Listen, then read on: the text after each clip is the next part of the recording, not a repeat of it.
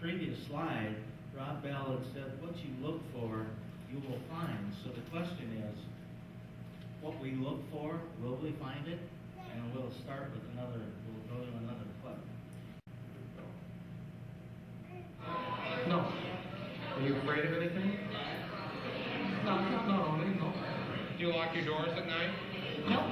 You don't lock your doors? Well, are you afraid of anything? Not really. Have you ever been broken into? What's that? What happened? They broke into my home. I wasn't there. They broke in. They stole some booze, some cigarettes, and they left. So I figured must have some teenagers out there having a little bit of fun, and that's all they took. Just some booze and some cigarettes. Have you ever been a victim of crime? Yes. What kind of crime? I've had people walk in while I've been sleeping and vandalize my home and steal from me. And Dad didn't want to make you lock your doors at night? No. No. As an American with 3 locks on his doors, I found this all a bit confusing. Even here in Toronto, a city of millions, people just didn't lock their doors. So you don't lock your doors, but we Americans do. Why is that? You must be afraid of your neighbor. You ever leave your doors unlocked at home? Yeah, you do?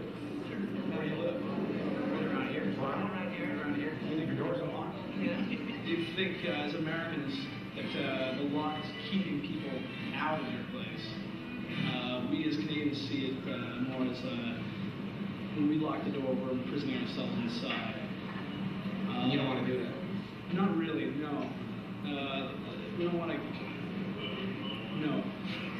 I decided to go unannounced to a neighborhood in Toronto to see if this unlocked door thing was true. Oh, hi. Sorry, just checking. Oh,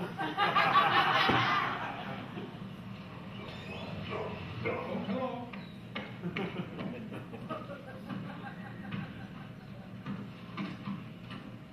Oh, hi. Nobody locks your doors. Nobody locks your doors in this town. No, you want to knock? Yeah? No. No. Do you like living here? I like it very much. Yeah, and the t-shirt? The t-shirt too. This door was wide open. And you're not afraid? Should I be afraid? Well, I don't know. You live here. I'm afraid. You're not, right? No. Thank you very much. All right, no problem. I'm sorry about the intrusion. No problem. And thank you for not shooting me. No. As an American, I gotta say, this all seemed kind of strange until I looked up at the TV in the bar and noticed what they watch for their evening news. They're friends of ours. We'll certainly listen to them courteously and carefully, but you don't just make war just because someone says so. Night after night, the Canadians weren't being pumped full of fear.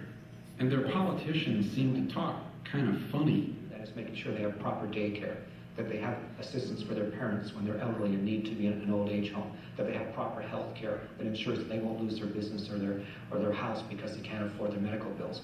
That's how you build a good society. No one wins unless everyone wins, and you don't win by beating up on people who can't defend themselves.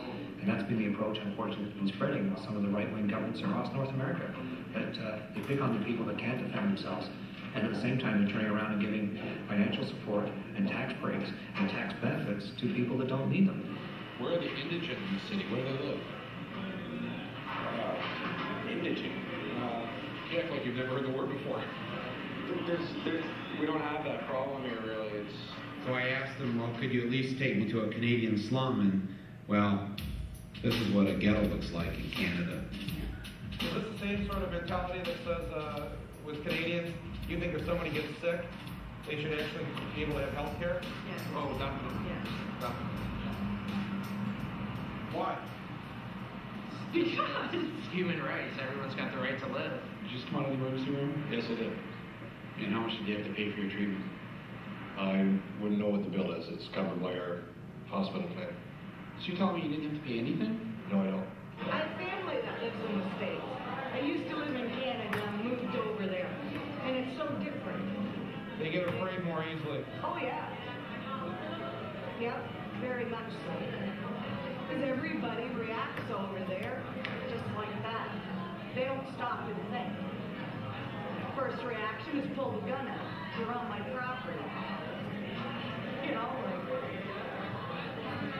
I don't know. It's just different over here. Where do you live? Detroit. Detroit? Yeah. come over to Canada here for the night. Right. People a little bit more open-minded over here, a little bit more welcoming. Yeah. Feel any difference when you cross over to this country? Be honest now, come on. It's a lot lighter. The segregation over there is definitely much more In the United States. intensified in the States, yeah. So you can feel it. Almost like it just lets you be. That's Canada for you. Every time I turn on the TV in the States, it's always about a murder here, gunfight, hostile position. I just think the states, their view of things is fighting. That's how they resolve everything. If there's something going on in another country, they send people over to fight it. And Canada's more just like, let's negotiate, let's work something out. Where the states is, well, we'll just kill you and that'll be the end of that. If more guns made people safer, then America would be one of the safest countries in the world. It isn't. It's the opposite.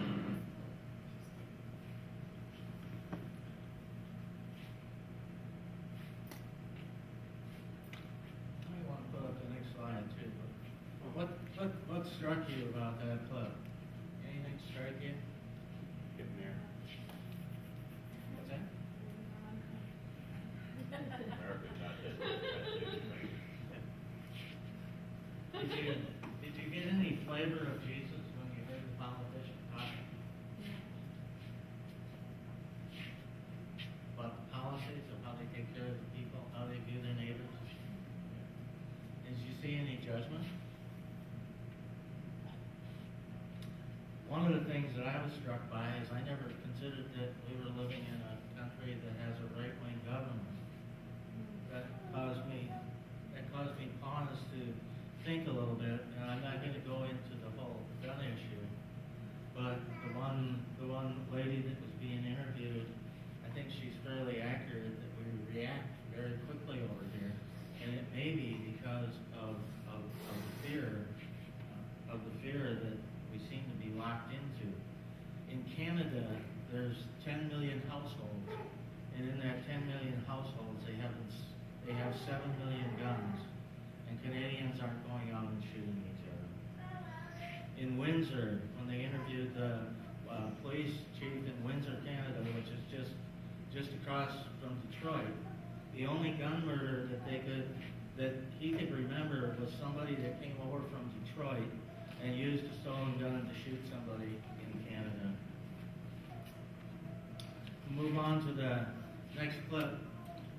Statson talks about solutions to end the cycle of violence that we see in America. One of them is fostering economic justice. And this is based upon what Jesus was about: feeding the hungry, taking care of the poor, clothing the naked. When he said to take care of the oppressed, he really meant it. He was about fostering economic justice. If you have a chronic condition, that just makes matters worse down the road. If you get the health care, then you will end up having judgments filed against you in court to collect it.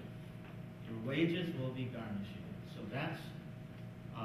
that's one of the things that I know of personally. Child care in this country.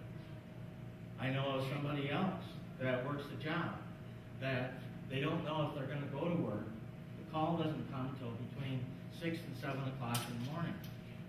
And to get child care in the state of Wisconsin and many states across the country, at least in this area, the child care providers need an authorization from whichever agency in order for them to accept the kids.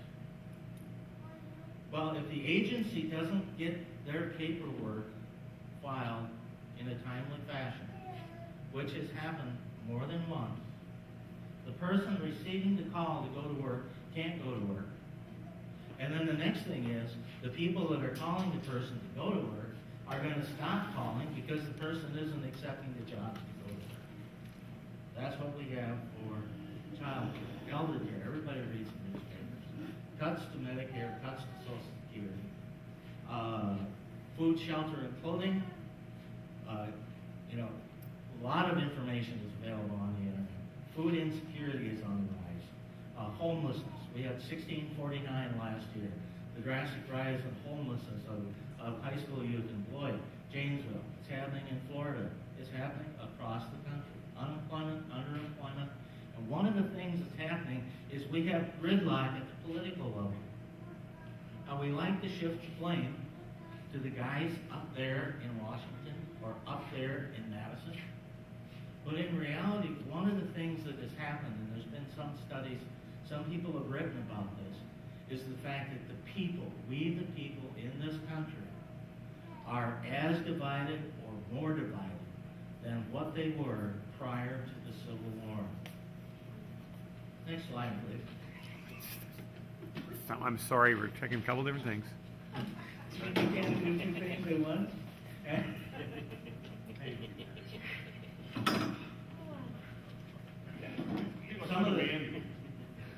Some of the benefits of fostering economic justice. Homicide